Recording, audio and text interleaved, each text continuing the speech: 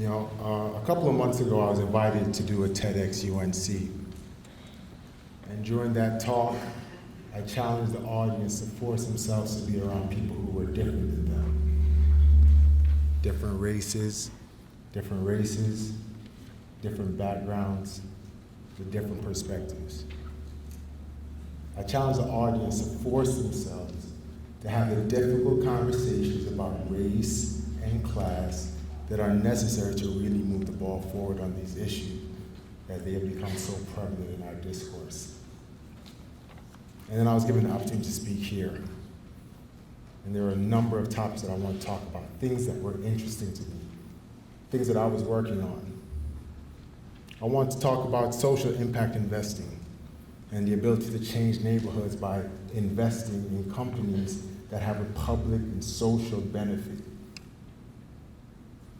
I want to talk about urban farming and its potential to change outcomes in neighborhoods like where I grew up in the South Bronx, or where I currently reside in Baltimore, where there are food deserts. People can't get fresh food for miles. And so kids inevitably end up going to school hungry or malnourished.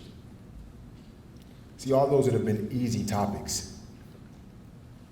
Easy, not because they're easily attainable, but easy because if I had come and spoken about those issues, we would all be nodding our heads, because I think in this room, we would be hard-pressed to find someone that doesn't think it's necessary to find ways to make sure that kids aren't going to school hungry. But as the day approached,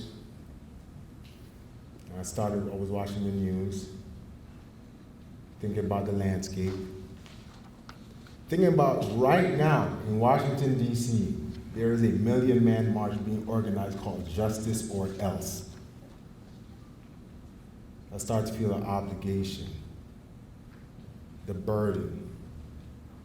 It's a burden that I have experienced throughout the course of my life. It's the burden that you feel when you are the only one or one in a few. It's a burden that I feel at my law firm. It's a burden I felt at Duke. It's a burden I felt in my classes here. It's the burden to talk about race and the impact that it has and the meaning that we attach to it. And as the days approached, it became ironic to me. Because despite the fact that at my TEDx, I had told the audience that they need to be having these difficult conversations, I realized I didn't want to talk about race. I didn't want to be cliched. I didn't want to be the black guy that talks about prejudice and how Black Lives Matter. Despite the fact that I'm constantly being reminded that in some parts of the US, they don't. I didn't want to talk about it because I just finished telling you about how privileged my life has been, and I feel like I'm not the right representative. The fact of the matter is that throughout the course of my life, I haven't experienced that many situations of overt racism or prejudice. There's one time the cop pulled his gun on me. There's a time I was told to sit in the back of the bus where I belong. There was finding out that despite the fact that I was a lawyer at one of the top firms in the US, I was paying a high rate on my mortgage simply because I was black. See, what I experienced is much more subtle, much more under the radar. And that makes it difficult. But it also points out why it's necessary for me to talk about it here.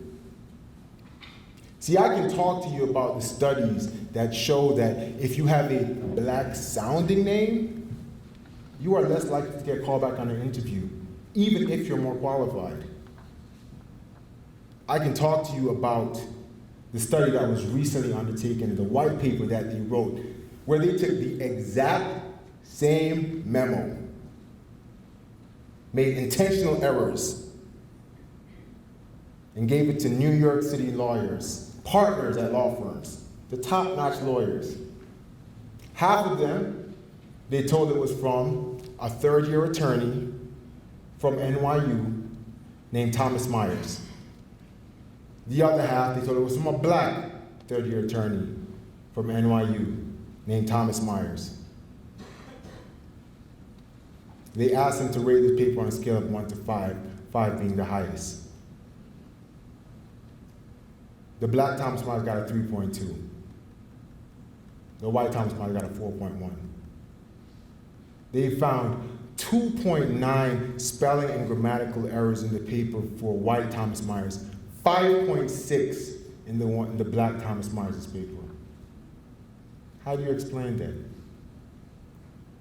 The paper was to show that without even thinking about it, what they call unconscious bias, people had attached meaning to the fact that these people were black or white. And they judged the papers in large part based on that. So despite the fact that it's difficult to sit here and talk about these things, he kind of points out why it was necessary, particularly in this group. Right? See, I know that being here with fellow Moreheads, I'm around a room full of thought leaders, people who are in positions in companies, on boards, to help to bring about the change in the issues that we are actually talking about. I know that being amongst cousins,